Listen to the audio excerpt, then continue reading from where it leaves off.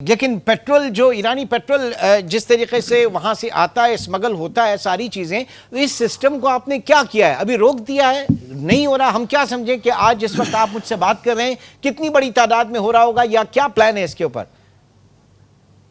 دیکھیے پورے علاقے میں جہاں سے یہ اوریجنیٹ ہو رہا ہے اس کو سٹاپ، ان کی سپلائی لائن کو ختم کر دیا گیا ہے. جو لوگ ان پہ ملوث تھے، جو مافیاز تھے، ان کو ڈسمنٹل کر دیا گیا. جو نیٹ ورکس بنائے گئے تھے جن کے گورنمنٹ میں، مشنری میں، سیاستدانوں میں کوئی لنکیجز تھے، ان کو نیوٹرلائز کیا گیا ہے. جو ان کے پمپس بنے ہوئے تھے بلوچستان میں ان کو ختم کیا گیا ہے، سٹاپ کیا گیا ہے. اور اسی طرح جو بارڈر ہے سندھ کے ساتھ بلوچستان کا، ان کو ٹائٹن اپ ہے. اب کوئی بھی ایسی سمگلنگ کے لیے کوئی ٹالرنس نہیں ہے. اور تمام جو لا انفورسمنٹ ادارے ہیں، چاہے وہ فیڈرل ہو چاہے وہ صوبائی ہو، اسٹرکٹلی یہ پالیسی انہوں نے ایکسیکیوٹ کی ہے. اس دفعہ وی مین بزنس. اور اس کا مطلب یہ کہ جو ڈیلی یعنی لیٹرز تقریباً 2.5 سے ملین لیٹرز نکل رہے تھے بلوچستان سے، ان کی سپلائی روک دی گئی ہے.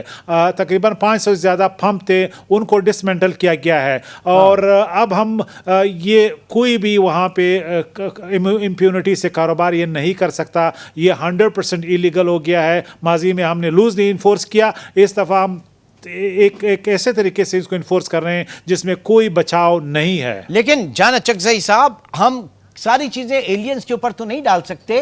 ہمارے اپنے لوگ، ہمارے سسٹم کے اندر موجود لوگ، جو بات کی گئی بیوروکریٹس اس میں شامل ہیں، سیاستدان اس میں شامل ہیں، جو پورا یہ ایک سہولت کاری کر رہے تھے یا اس سے پیرالل نظام پورا چلا رہے تھے. اب تک کتنے لوگوں کو اس میں پکڑا گیا، گرفتار کیا گیا یا آئیڈینٹیفائی کیا گیا؟ پولیٹیکل اس کے حوالے سے بات کر لیں، بیوروکریسی کے حوالے سے بات کر لیں. دیکھیے یہ حقیقت ہے کہ کوئی بھی مافیا، کوئی سینڈیکیٹ، کوئی اس طرح گروہ بیوروکریسی میں، سیاستدانوں میں، یعنی ان کی کمپلسٹی اگر کچھ لوگ ہیں ان کے بغیر نہیں چلا سکتے. Fact of life. لیکن جس ریزالٹ سے اس پورے نیٹ ورک کو سمیش کیا گیا ہے، اب کوئی بھی اس کمپلسٹی میں یعنی ہاتھ نہیں ڈال سکتا. ان کے خلاف سخت کارروائی ہوگی. اور اگر دیکھیے ہم اس وقت پورے سسٹم کو ریسٹرکچر کر رہے ہیں.